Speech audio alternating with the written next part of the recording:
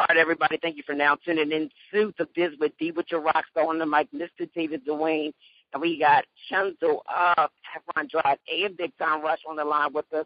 Have to say I'm so excited because he definitely is one of my favorites in the group. I mean, they're all my favorites, but, Kendall's just the man. What's going on, Kendall? What's going on, dude? Nothing much. Kind of feeling a little starstruck because I got one of the members of the biggest groups right now in the world. So I appreciate this interview. Well, I appreciate you interviewing me, man. It's always good to talk to someone, and I'm glad to hear that I'm your favorite. Definitely. So let me ask you about, joining Big Time Rush, because I know you guys have a television show. What was that whole process of joining the group like for you? That was about 4.5 years ago. The process of putting the group together took actually a couple of years, even before I was involved in it. So I got lucky as far as I didn't have to wait around too long to actually start moving and doing something. But I basically auditioned for a part just like I would have my entire life as a kid, and they had me play guitar and sing, and I did, and through a series of auditions and callbacks and all that business, booked the part, and then unbeknownst to us, it was destined to become popular. So. Most definitely. So now I know that you did some acting before then, right? Before joining the group. Yeah. I mean, if I've ever really had a job as a kid, it was being a kid actor, and definitely not in the frequency of doing a series regular television show like Big Time Rush, but still working a lot, doing tons of commercials and guest spots on TV shows and all that stuff. So I think all of that experience led into, what was necessary to be part of something like Big Time Rush. Definitely. And I mean, with the show, it doesn't really seem like there's so much acting going on. I mean, I know there's lines to go into it with that show, but it doesn't seem like there's much acting because it's very realistic. Yeah, well, the show, it was always meant to be really funny, and it was never meant to take itself seriously, and we never tried to, I think it was always kind of difficult, being young adults and then doing some stuff that was goofy. I mean, if there was anything that was difficult, it was maybe, being embarrassed about something, but, you can't really be embarrassed and be on a show like that. So if anyone was, they got over it quickly. I mean, I've been dressed up like a woman on the TV show, and I've been dressed up in a figure skating outfit and a werewolf outfit. So, it's not really it's not one of those things where you can, if you take yourself too seriously, I think you'll go crazy. And it's more important just to, be young and do all the things that you wished you could have done when you were, 13 and watching Nickelodeon. Exactly. That's true. So now, I got to ask you about, the tour that you guys did, Big Time Rush you guys did. I just told you I went to the Jersey-Delphia show. I have to say I was thoroughly impressed. I was right with the little girls and the guys and stuff like that, losing my freaking brain because when y'all did Windows Down, man, I lost it. Yeah. That's my cut. I mean, my car cruising down. 95, I get all the windows down. I'm not trying to sing right now, but I don't be sounding that bad, but, Dude, well, actually, that sounded pretty good. No, but Windows Down is arguably one of the best songs.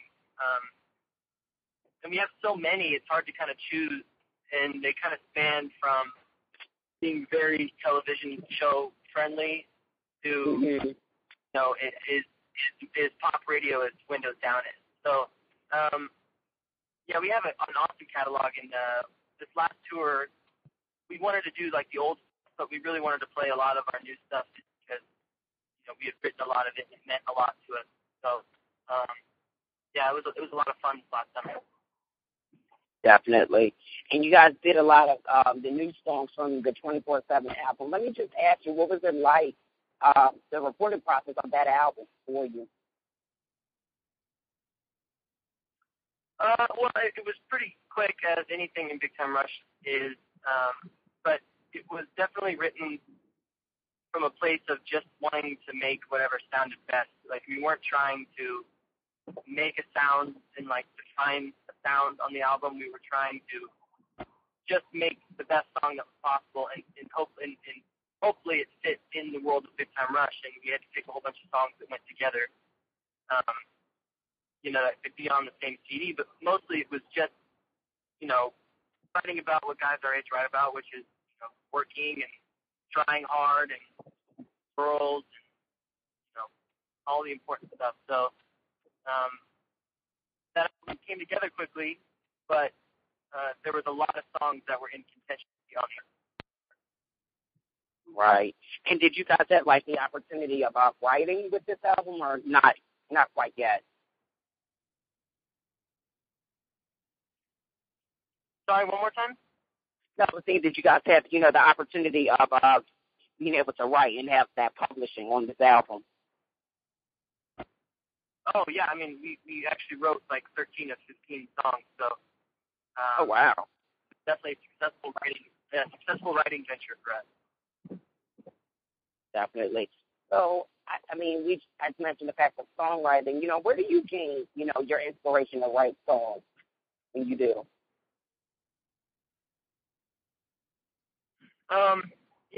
Life. Life throws curveballs at you sometimes, and it's easy to write a song about it. Sometimes you'll be talking about something that's going on in your life, and then, as you're writing the song, it kind of just, the words that you're saying kind of just fit, and a lot of times the best songs just kind of flow out, and, there has to be truth in it in order for it to be really good. Definitely. I definitely can relate to, writing from life and writing from the true place, because if you don't write from that, standpoint, it's not truthful. People don't get it. People will be like, what the heck is Kendall talking about? Exactly. I definitely think that. So tell me about, I know that you're on tour with your other group, Heffron Drive, right now. Tell me about that group and how that, got founded and everything.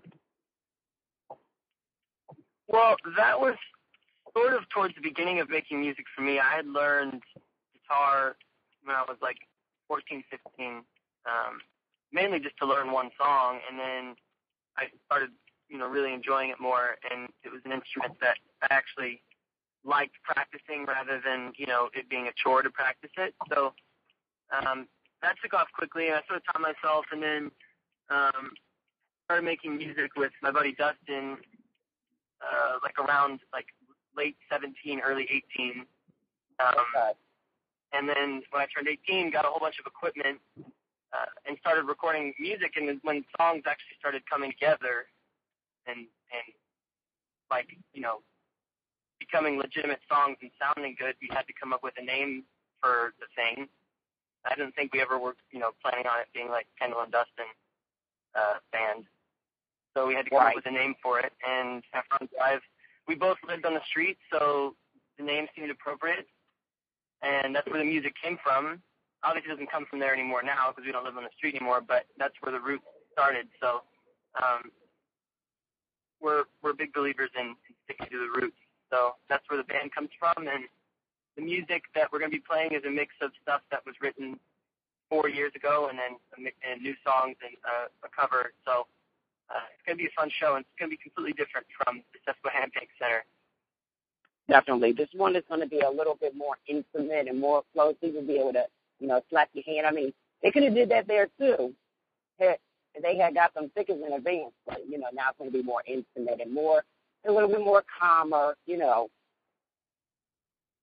Yeah, totally. I'm definitely looking forward to that. So now tell me about the music, just in case if people haven't heard the sound. Tell me, tell the listeners, I guess, what the sound of Heffron Drive is like, what kind of music, for those who haven't heard it, but heard Big Time Rush, like where they may differ, where they may sound similar.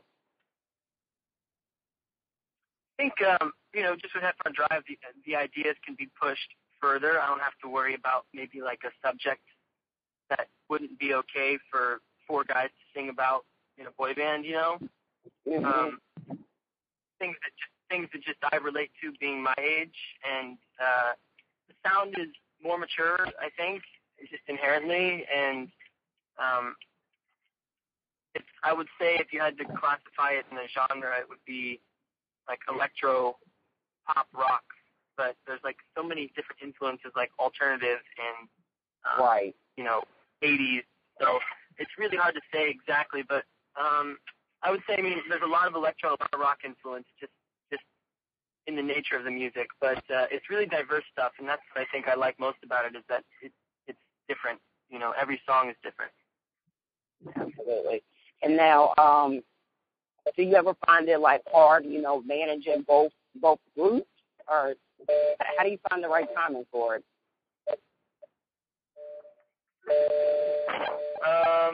How do I find enough time to do all of that stuff? Mm-hmm. Do both groups, yeah. There really isn't a lot of time, but you work it out and you make the most of it, and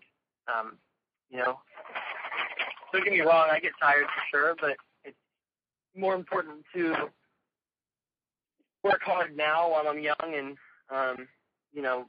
express the music that I want to express now rather than wait. And there's always time. I just turned 23, so I feel like 7 years till I'm 30. There's so much time to do music, and I want to do it now. And by the time I get to that age, I want to be able to actually get into the business of it more, and maybe get into furthering other artists or becoming a producer songwriter. I already write songs for other people, so it'd be something that I'd like to do, for a career. Right. Have you had any placements yet, or not quite yet? Actually, yeah, I just had one recently with a New Zealand group, or half New Zealand, half Australian. Well, they're sort of from any place that has a funny accent. They're called Titanium, and I had a placement with them, a song called Unarmed on their newest CD that just came out, actually. So that's a good one. I have another Australian artist that I did a placement with called Ellen Levon. That song is called Like a Chain. And what else? Possibly working on new stuff. So there's going to be a lot of placements. I have a couple Japanese artists looking at some songs, and I'd like to get in the studios and write for some, people, some of my peers. It would be really fun. So it just takes time. Nice. That's what's up. Congratulations on the placements, because overseas placement is not easy. It's a little bit harder to get a placement here. I gotta say congratulations on that. Well, thank you. No problem. So now, Heffron Drive, are you guys coming out with like an album, an EP? What are you guys preparing to come out with at this point? Well, unfortunately, it's not as cut and dry as just putting out music. Being that I have an incredibly stringent contract, Big Time Rush, and I don't really ever want to push that button, because I love BTR and I love being in the band. So whenever I get the chance to put out music, I will, whether it's for free or for sale. But I'd like to, and most importantly, I'm going to be playing new stuff at the shows, so people can film it with their phones and show their friends and stuff, and get excited for it for when I can actually put it out. Definitely.